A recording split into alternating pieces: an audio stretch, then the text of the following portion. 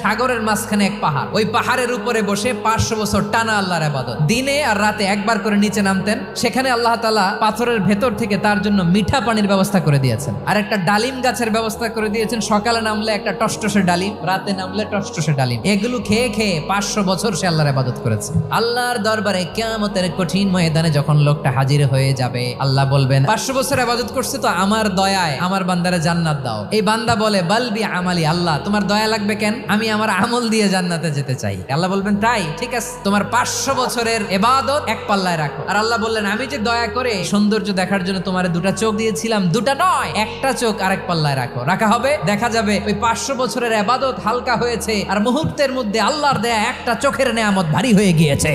ফলাফল দেখো, হিসাব বলে তুমি এখন জাহান্নামে যাবা, যাও এবার জাহান্নামে যাও। এবার লোকটা কাচুমাচু করে বলে আল্লাহ এবার আমি বুঝতে পেরেছি তোমার দয়া ছাড়া দুনিয়ায় কেউ জান্নাতে যেতে পারবে না।